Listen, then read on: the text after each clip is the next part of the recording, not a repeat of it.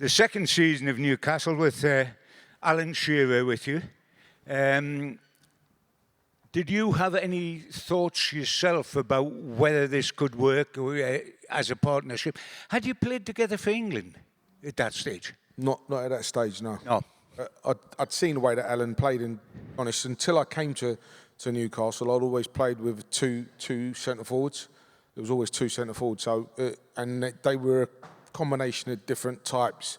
So I always felt it was never going to be a problem with me and Alan playing together. It was just other people. It was the England manager that first came out and said that he didn't feel that me and Alan could play together, and so everybody else jumped on the bandwagon and felt we couldn't. But we felt there was never going to be a problem with us playing together. Well, I mean, you got 49 goals between you in that one season, and you were both out for a considerable time with injuries at different times, weren't you? Yeah, I know. It was. I mean, we used to stand on the centre line, take the kick off, or just before we took the kick off, I'd look at him and I'd go, "Shall we go and terrorise some centre halves?" Or he'd say to me, "Shall we go and terrorise some centre halves?" And that's what we used to go and do.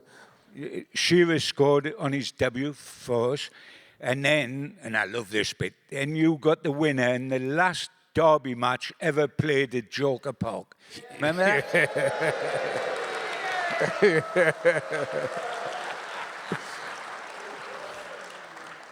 Yeah, I remember that well, because Peter Beardsley scored the first goal, didn't he? Yeah. Well, they scored first, and then Peter scored, and then I scored. And I could always remember. And the only disappointing thing for me in that game was that there was no away supporters allowed. Yes. But there was a little pocket of hands that went up when we scored, and and then I always remember the ball going off. I'd gone in for a challenge with someone, it got off, it was our throwing, and as I went to get the ball, everyone, "You fucking it, yeah." And I turned around and I said, "Where's all this northeast hospitality I've been hearing about?" So it was, I do remember that very, very well. I mean, that sparked you off again. 6 wins in 6 matches. 10 goals for Batman and Robin, you and Big Al.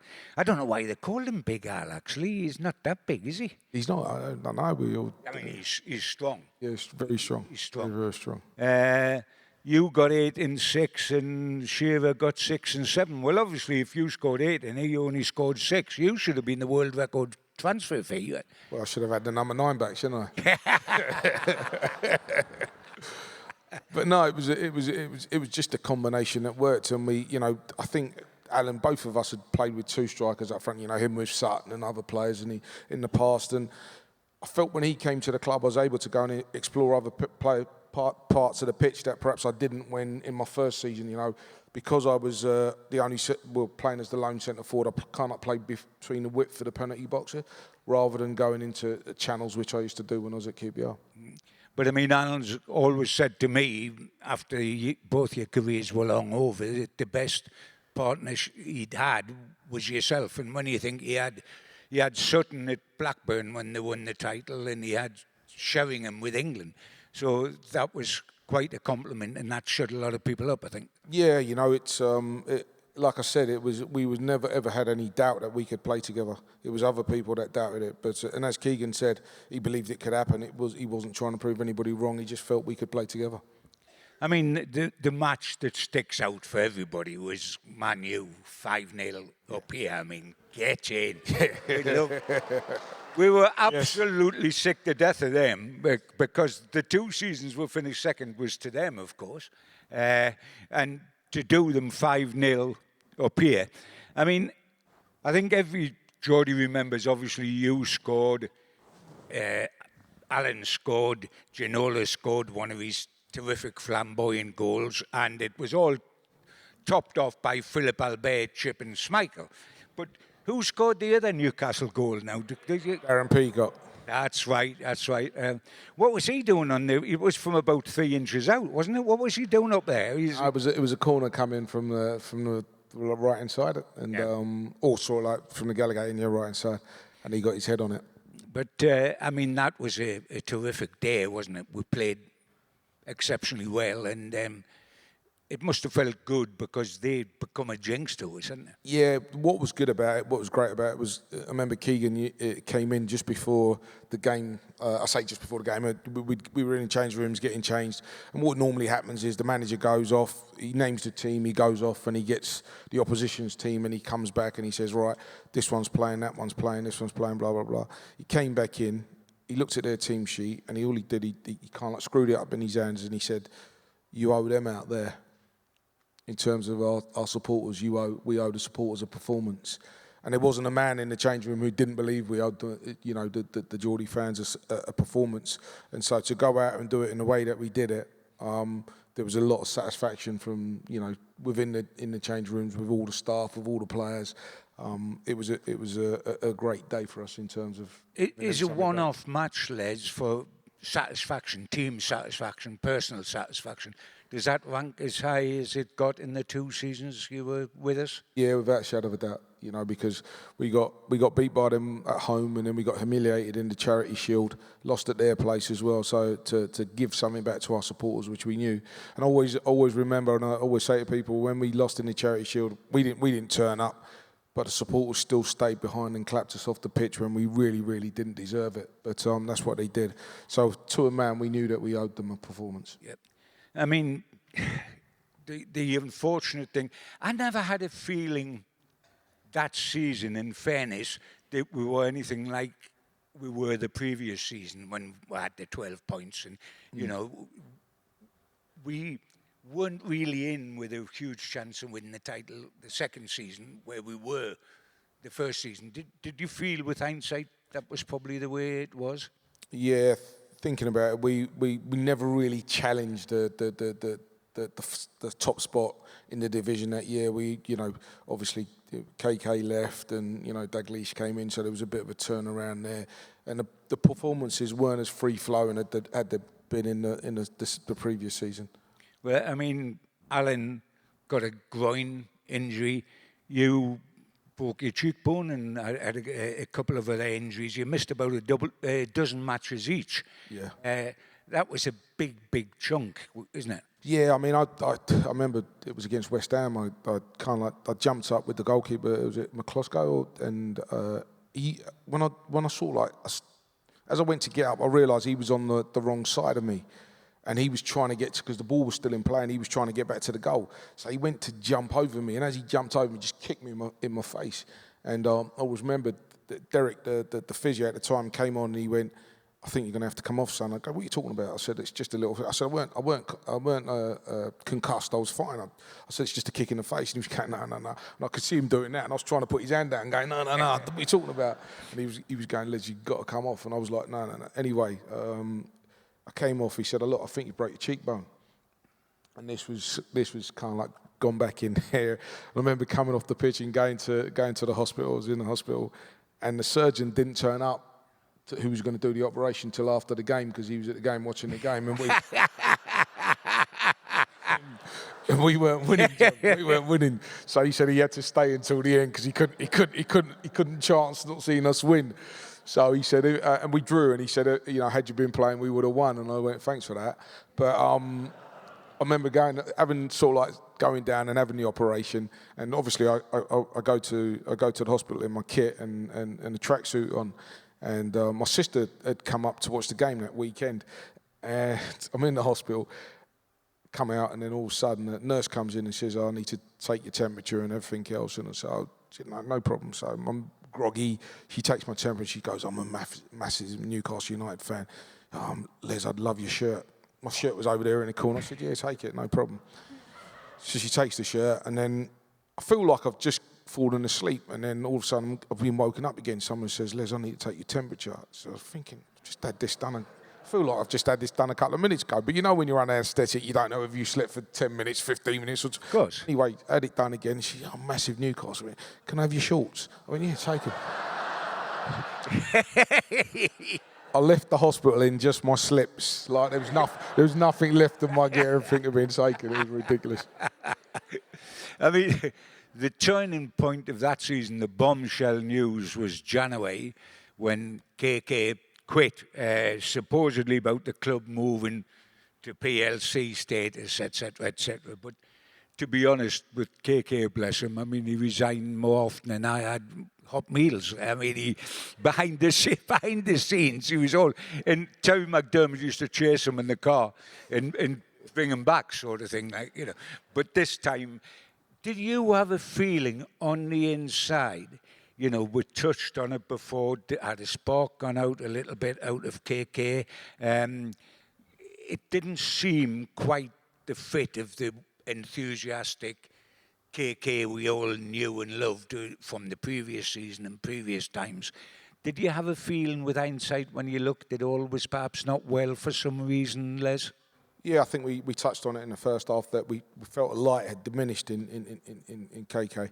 And if I think back now to the first season, if this PLC thing was happening in the first season, no matter what had happened, I didn't think there was any way he would have quit. He would have gone, no, you know, I mean, obviously they would have found a way around it. Yes. I think this time round it was a little bit easier for him to say, right, I'm going because of this, right? This is the reason. Yeah. Yes. And so, I felt he'd taken us as far as he could possibly take us. I mean, again, looking from the outside, Les, it seemed the timing of it. I mean, Alan Shearer just arrived here for 15 million world record fee, turned down Manchester United where gongs were just handed out on a sweetie tray. I mean, he just got gongs all the time. He committed himself to his hometown club on the back of KK to a certain extent. Ginola had just turned down Barcelona after KK said, stay here, we're going to win things. Yeah. In a way, players like that had a right to feel a bit let down, really, when suddenly the guy was gone. Yeah, and I think they did because they saw KK as Mr. Newcastle, you know, in terms of who he was, what he meant to the supporters, what he meant to us as players. So to see him leave in the manner that he did, you know, as you said, you know, it was being courted by Barcelona. Alan could have gone to Man United, but listen, they wanted to play for Newcastle. But on top of that, KK was a big overriding factor in that as well. So they wanted to come and play for him. They liked the way we were playing. They liked the trajectory we were going in terms of a team. So to lose the captain of the ship when they did, it was it was very, very disappointing. And I remember there was a real lull within the changing rooms of not the expectation of who was coming in. It was the lull of losing KK because, like I said, he lit up the place while he was here. I mean, it was his first managerial job. It was sensational because he was out in Spain playing golf, and Newcastle went and got him, made him manager. Yeah. He didn't know what was going on in the league, but he was Pied Piper. Yeah. He was charismatic and did so well for us. And again, hindsight's a wonderful thing, Les. But if we could have got Bobby Robson to have followed KK. And I know that John Hall was talking to Bobby Robson out in Barcelona at the time to become the next manager. Unfortunately, a couple of other directors were talking to Kenny Dalglish at the same time. And while Bobby always said that he stayed loyal to Barca, etc., he found out as well that Newcastle other directors were speaking to another guy. And it's a hard enough job when everybody wants you, but if half of the board wants somebody else. Yeah. And we got Kenny Dalglish. Didn't work out really, did it? No.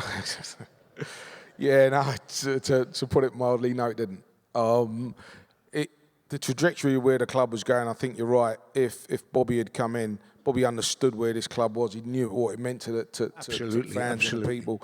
And, you know, what he did while he was here, you just feel if he'd come in after KK, he probably would have taken us on that journey. To perhaps winning something a bit sooner than Newcastle had done. But unfortunately, what demised after sort of like Keegan left and Kenny came in, it took a little while to build it to where Bobby got it to in the end. Yeah, we'd gone back down, had to be dragged back up, exactly, didn't we? Yeah. That was the biggest thing. I mean, I always remember, Alan Shearer always says to me that Kenny Dalglish was great in the dressing room. We had him at Blackburn when he won the title. But I mean, to me, he used to do this advert. Can you remember a BT advert which said it's good to talk? And I thought, Kenny Dalglish says, fuck, how is it so good to talk? And he's saying it like, I mean, it could turn a sunny day miserable, I always thought. You know, that was my... I'm told he was a bundle of laughs in the dressing room. He certainly wasn't a bundle of laughs once he got out the dressing room. But he was, and KK was a very bubbly guy, wasn't he? Yeah. Did you find a difference in managers' way of looking at things, as well as perhaps with the team? Yeah, you know, I always remember sort of like his very first team talk. We played against Wimbledon. And he came in the change room and he started talking. He started doing the team talk, and he was very different to KK. KK never had a tactics board in the change rooms. He just came in and said what he had to say, and that was it. And Dalglish was doing his tactics on the tactics board. He was saying, right, this one on da da da. And when he was talking, I just couldn't understand a word he was saying. And I remember looking across at I looked across at Al. And Al sort of like smirked and put his head down. So I went, geez, like that. And so Dalglish looks across and he says, what's funny? And I went, nothing. He goes, no, what's funny? There's obviously a joke. And I went, no, there's no joke. And he said, what are you laughing at? I said, no, nothing. And I couldn't say, oh, Al was laughing at me, so I'd laugh. So I said, nothing. So he put the pen down. He said, well, we won't carry on this until you tell us what the joke is. So I went, all right, I can't fucking understand a word you're saying. That's what the joke is. So he said, he went, all right, you should have said earlier, like, do you know what I mean? And so, and Al's sitting over the other side and he's got his head down like that and he's pissing himself laughing. Just couldn't understand him. But he was a bundle of laughs away from sort of like team talks and stuff like that. But I mean, when I saw him, it was like pulling teeth out with a pair of pliers on there. It was like that with the press. A different guy. I mean, with Newcastle, isn't it amazing? I mean, we had Dalglish, Souness, Ozzy Ardiles, Ruud Gullit, world-class footballers. The only trouble is we didn't get them as footballers, got them as managers, and they were crap managers. I mean, you forgot we did, didn't we? You forgot Allardyce the wrong way round, if you know it. But, I mean, you finished second again that season. A different second in some ways. Shearer had 28 goals. You got 21. So, ultimate success again. And yet, by the way, did you get any medals as runners-up? Do you get medals as runners-up in the Premier League? No medals for runners-up, no. You get medals if you play in playoff finals in the third division at Wembley. You get a medal if you lose it. You didn't get a medal for... Nothing in the Premier League. No, tight horses. Never mind. I probably wouldn't have taken it anyway. The interesting things, putting this subtly, is that I'm not quite certain why you've got to mend something that isn't broken. And your partnership with Alan Shearer was so successful. It's a terrific platform, in my humble opinion, for starting the next season and saying, do we have to tinker elsewhere to get the best out of the team, etc. But Kenny decided that he only wanted to play with one centre forward, and that was going to be Big Al, didn't he? Yeah, I mean, the story I was told was that the club needed to raise £6 million. And I knew that because the year before, Kevin had pulled me and said, look, the club are saying that they need to raise £6 million. We've had a lot of interest for you. I've told them we're not selling you. So John Hall said, we're not selling you. But because they kept going on about it to him, he said to him, go on in, here's £6 million, go on, sell Les. And I went, no, we're not doing that. So that was that. So I knew the club wanted to raise £6 million. And then, as you said, we'd finished that season, and that summer I'd gone back to London and came back, and I really wanted to settle, and I'd been renting. So initially, I was going to buy Andy Cole's flat because Andy, when I came up here, Andy had bought a flat and he'd stayed in it one night. So I said, so Keegan said, we've got the ideal place for you. He said it's a great location. It's not far from the training ground, not far from the ground. It'd be a good place for you to think. So I went down to look at it, and I said, yeah, okay. So I said to Andy, how much? And when he told me the price, Keegan said, no, you're not paying that. He said, we know how much you paid for it. But he'd done a lot of interior design in it, and so he was trying to recoup his money, and Keegan was saying, you're not paying that. So I rented it off him for 2 years. And then when I came back in the summer, I said, look, I really want to settle. I want to have my own place and blah, blah, blah. And then the rumours started to circulate that the club were looking to move me on. And I kept getting calls. My agent was saying to me, look, you know, Newcastle are taking calls, saying, you know, people are saying they want to sign you and so on and so forth. And then my agent said to Freddie Fletcher, he said, Freddie, you know Les doesn't want to leave this club. He loves it here. And Freddie Fletcher turned around and said to him, you don't always get what you want in life. And I thought to myself, do you know what, as you just said, 2 years, 50 goals, I thought, you know, I felt like I was giving my best to this. Yeah, absolutely. And to get that response just really disappointed me. And then all of a sudden the mill started to gather pace. And then Tottenham came in. And I remember I was gearing up to go to the Umbro tournament with the team. And then I got a call on the Thursday night saying that Newcastle have accepted a bid from Tottenham. And Tottenham want you to come down tomorrow to do a medical and so on and so forth. And that's what happened. And I always remember when I was leaving the training ground, I went to pick my stuff up at Maiden Castle and picked my boots up. And as I jumped in, just before I left, Kenny Dalglish said to me, I hope you fail the medical. Right? He said, because I don't want you to leave. I hope you fail the medical. So I kind of travelled down to London, had the medical. And I wasn't seeing Alan Sugar till the Sunday. So this was the Friday. So the Saturday night I was in a restaurant and I got a call. And it was the call saying that Alan had broken his ankle. Yeah, you did. It Everton, hadn't he, in the pre-season. And so he said that Newcastle want you to come back. And I said, what? He said, they want you to come back. And I said, well, look, I don't like the response we got from me saying that from Freddie for saying you don't always get what you want in life. And I said, well, they don't always get what they want in life. And that was it. You know, I made a decision out of pride rather than what was probably the best thing for my career at the time. But it was a natural reaction. Yeah, of course, you know.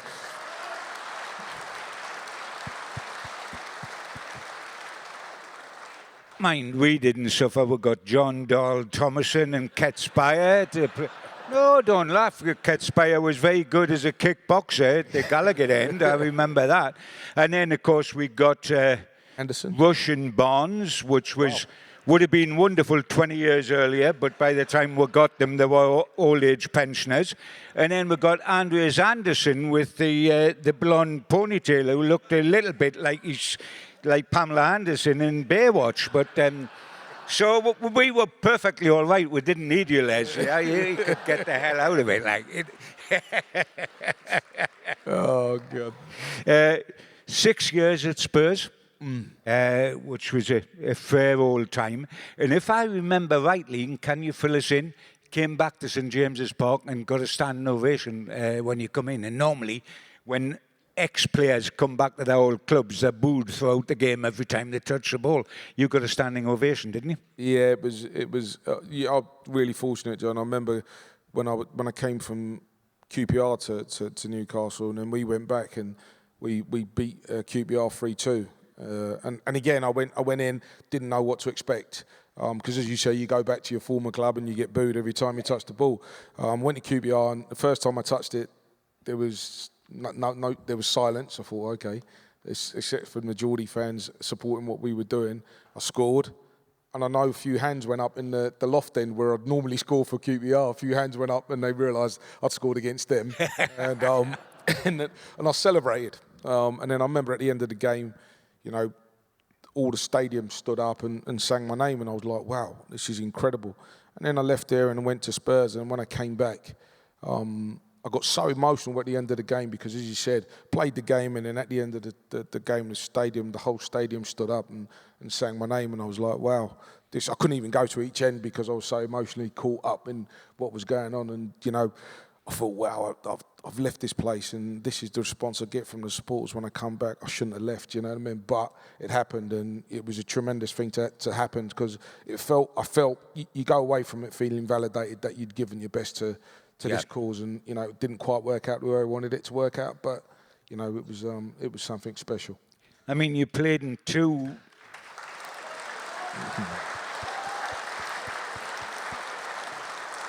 You played in two League Cup finals for Spurs. Won one, didn't win the other one, but you know, two Wembley showcase occasions.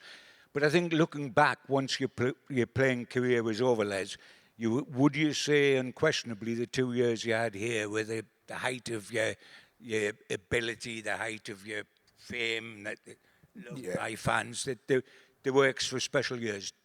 I came here when I was 28, so I was kind of like in my prime, and it was the best place for me to come.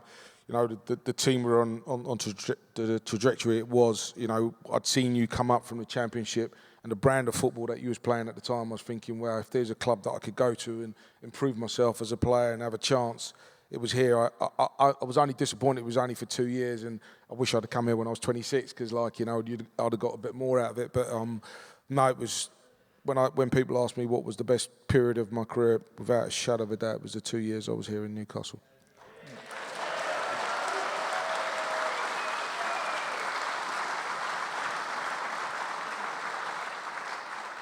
As you probably gathered, we were quite appreciative ourselves for the 2 years. So that was good, Les. That was good. Did you, when your playing career was over, did you ever be tempted to become a manager? I know that you didn't. I think you were caretaker for ever such a short time at QPR or whatever. Did you never, and you've done the director football thing quite a lot at QPR until very recently. Did you never fancy being a manager? Well, I did. At the beginning, I wasn't quite sure what I wanted to go into, and you know, I fell into the media side of things as soon as I retired. I wasn't sure whether I wanted to go back in, but then Harry Redknapp gave me an opportunity to go back in at Spurs as a coach. So I went in and did a bit of coaching, and then I did all my licenses. I did the B, the A, the Pro license, did everything. But I just didn't feel I was going to get a job as a manager. And, you know, you look at the Premier League now, and there's still very, very few black managers in the Premier League. I was going to say, did you feel that was the problem? Yeah, I felt that There's been virtually none. Yeah, and you know, obviously Houghton's one that I think of off the top of my head. Yeah, that's about it. Darren Moore, a season before you went further down the divisions. Yeah, and so it was a situation where I felt it didn't matter what I'd done and what I'd put into it, I weren't going to get the opportunity. But again, I thought I'd do all the licenses, all of the things that I could do to try and advance myself and give myself that opportunity. But those opportunities just never came around. And as you said, when I was at Spurs, you know, I was working with Tim Sherwood and Chris Ramsey, and they gave the manager's role to the caretaker role to Tim, and I worked as his assistant, so got a taste of it. But then it was at that stage I thought the sporting director role would probably be the one that was for me, and I decided to go down that avenue, and then got the opportunity at QPR. And you enjoyed that? You did that for quite a few years. Yeah, did that for 8 years in the end. 8 years. To say I enjoyed it, enjoyed parts of it. You only enjoy when you're winning. Of course. And you're losing, it's difficult, because you're trying to look at how you can correct it. And everyone's talking about PSR and financial fair play now. I had that 10 years ago when I went into QPR, because QPR were the first team to be fined £40 million for breaching financial fair play regulations. It was your bloody fault. No, mate. No. They had already breached it before I'd gone in there. What a shame. I was dealing with the consequences of and that was tough. It was tough because you couldn't spend the money. You know, QPR have got a group of owners, or a set of owners that are willing to spend money. Unfortunately, because of the way the situation is now, they're not able to do that, which is frustrating for them, because it's a bit like coming into this place and buying this place and then them saying to you, you can't change the curtains, you can't change the seating, although you've got the money to do it. And so it's a little bit frustrating. You said that, you know, you thought of getting into the media side of it, which you've done very, very successfully. And just this season that we've had here, you were commentating at Wembley when Newcastle beat that team. I can't remember who it was. Hey, it turned out to be a lovely day, didn't it? It really did. Won it in the best possible way by playing so well.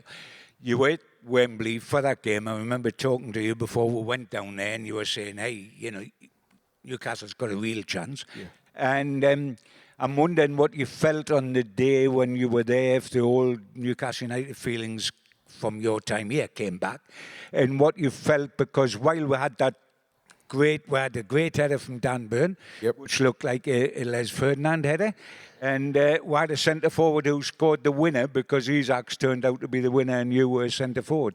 Did any emotion become part of you on that day, seeing Newcastle win that? Without a shadow of a doubt. When I two times was when Liverpool was singing "Walk Alone" and then all the flags were swirling around and the boom was going on. I was looking at that and I was thinking, wow, that is unbelievable. And I've seen you supporters at different venues, and I always say up and down the country, no matter where I go, we got the best supporters in the land. And seeing it at Wembley on that day, the emotion was, since I left this football club, I've always wanted them to win something. I couldn't wait for them to win something. Yeah. And actually being there and seeing it happen and seeing the emotion. I was talking to some of the guys at the back there and them saying that some of the guys were just crying because they didn't know what emotion to have. And I was just standing there looking at the euphoria. And I've been to Wembley a few times to watch Newcastle and unfortunately come away with disappointment. Tell me about it. Yeah, exactly, mate. So you know the feelings, and to see these guys and knowing that they were going to go home happy. And I suppose, like I said last week when I was on the stage at the Moor, I said I wasn't jealous. I was envious of the boys and what they'd done, because we wanted to bring that to the Newcastle supporters. Sure. But I was so happy that they were getting that feeling and getting that opportunity to celebrate the way they did. Can I ask you about Alexander Isak? Because centre forward, he scored 25 goals last season, all in league and cups. Yep. He's got 24 as we sit here now this season, with another, if he's fit, pray God, another 9 games to go, including tomorrow night. Yeah. Special player. He's very easy on the eye, Les, isn't he? Yeah, I've said it on numerous occasions now that for me he's the outstanding striker in Europe at the moment, because I think he's got everything. You know, he can play with his back to goal, hold it up, take people on, run into the channels, bring people into the game, and he's got that most important ingredient. He can score goals, you know, and as a centre forward, that's what you need. And I know lots of people are talking about all the paper talk about where he's going to go and what he's going to do and blah blah. Take it as a compliment. Because you have got the best striker in Europe at the moment. And if you've got the best striker, people are going to talk about him. Absolutely right. You know, so, yeah, for me, he's one of the best. I enjoy watching him every time he plays. And he ain't going anywhere, guys, so don't worry about it. He ain't going anywhere. Okay. You also got yourself up on the town moor. Probably the last time you were on the town moor was at the Hoppins, when you were spending your 2 years up here on the suggy boats or something like that. You got yourself into that gig. There was no room for Sam Fender once you got Les Ferdinand. Well, I was going to do a little singing as well, but I mean, when you look at that, the 150,000 people on the streets around the city, and another 150,000 up there, 300,000. I mean, the rest of the country can talk all the bollocks they want about whether it was a good cup or not. Hey, listen, I was the greatest authority on bloody failure before Wembley, because I've reported on failure for about 30-odd years. We're going to cook when we're cooking, and that was the day. You must have enjoyed that day particularly. I was honoured that the football club asked me to come back. I thought there were going to be a load of ex-players there. There wasn't. It was Alan, myself, and Moncur. Moncur was there. So to be able to be asked to come up on the stage, I was extremely honoured. Because as you said, John, I was only here for 2 years, and all my friends, all the people I know, whenever I say to them I was only here for 2, none of them can believe it. You know, it seems like I was here for like 10 years or so, because of the way the love and the fact, the way the people treat me, all the Geordies I meet in London or wherever it may be. I'm always, greeted fondly, and thank you, and I'll always love you. Thank you. And so, like I said, It was an honour to be back and to stand on that stage and just see a sea of black and white shirts. You know, we wanted to bring that as players, we couldn't, but I feel really privileged that in my lifetime I've been able to see you guys celebrate a cup, and this is the start of many to come. Well,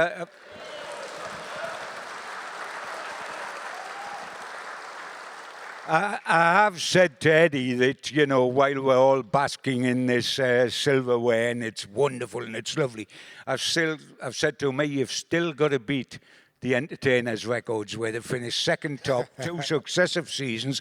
That's the highest finish since we won the title in 1927. Wow. Nearly 100 years ago. Yeah. But I'm hoping that he chops where you finish, because if he does, we've won the bloody Premier League, haven't we? Exactly. So I'll settle from doing that eventually.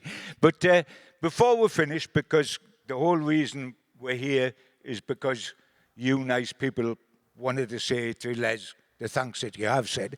If anybody wants to ask a question of Les before we finish, there's a hand straight up there. Yes, can you shout it up, please? Biggest achievement of your career? On the football field, I hope. Yes, okay, that's okay. No, you've got to check these things. You've got to check these things. Okay, yes, biggest achievement.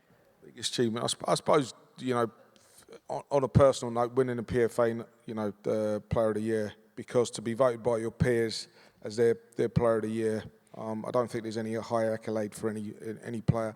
I would have said playing for England, because again, when you start off and you think, I come from non-league football all the way to play for England as a boy, it's a dream to go out and play in front of supporters at Wembley, and to be able to do that, kind of like a bit of an achievement. But I suppose that PFA thing, because you know you always respect your peers, and for them to vote me as their PFA player in '96 was some achievement. Thank you. There's a hand there. On the famous photograph, the caption read, "Who's that standing with Les Ferdinand?" Oh, it's Pelé, yeah, which is good. Yes. Best player played with or against? With, he said. With. Yeah, so. Best player played with. Okay, so there's a couple, domestically, probably David Ginola. JJ Okocha would be up there with David Ginola. I spent a bit of time with him and he was fantastic. But the best all-round player without a shadow of a doubt. And I'm not saying this because he's from this town, but Gaza. When I went to England, wherever I go, I say this. It sounds a little bit silly because he had the world, he had the footballing world at his feet, and he could do absolutely anything with a football. And the natural talent that he had, you know, I've not seen any other player have it in the way that he had it. And he had the charm, the charisma, and not only the ability. I think you have to have the personality, and he had that personality. He was brilliant, Gaza. Magnificent talent, magnificent talent. Yes, gentlemen here. Gaza. Well, he's just said Gaza. No, sorry, that was answered. Yes, so the craziest player. Craziest player, yeah, without a shadow of Gaza, without a shadow. I always say to people, every single one of us in here has got a self-destruct button that we press once or twice in our lifetime. Sure. He just keeps his finger on his the whole time. And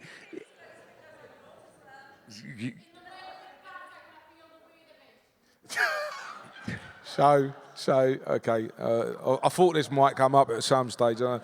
I'll tell you the proper story, okay? So we was at Wembley and we just won a game. Everyone's delighted, and I go in the shower, and everyone will remember I used to have a little bit more hair than I got right now. And so I was in the shower washing my hair, and I was doing that, eyes closed, and all of a sudden I felt a tug. And I said, "What are you doing?" He went, "Sorry, Les, I just had to grab it."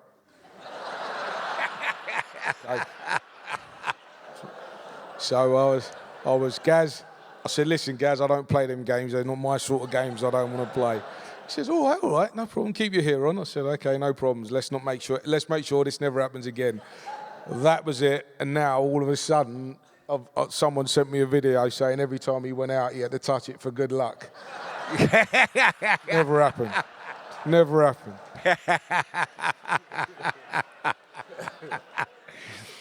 Yeah. Go on.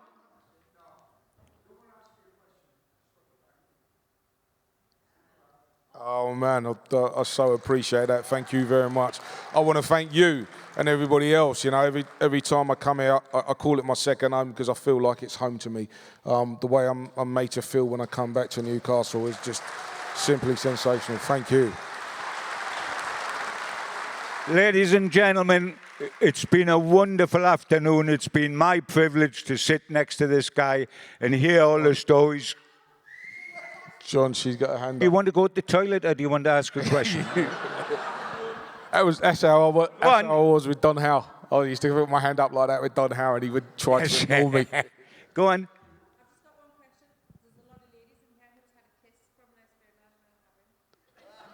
Why don't you come up on the stage and I'll give you a kiss then? Hello. By the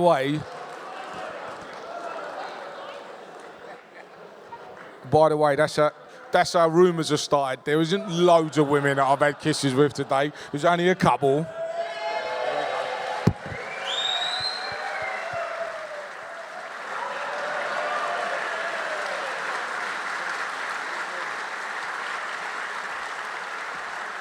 Right, I'm going to wrap this show up because if every woman in here comes up for another kiss off him, I'll be ordering breakfast in the hotel just round the corner for tomorrow morning. Ladies and gentlemen, put your hands together for the greatest Sir Les Ferdinand, ladies and gentlemen.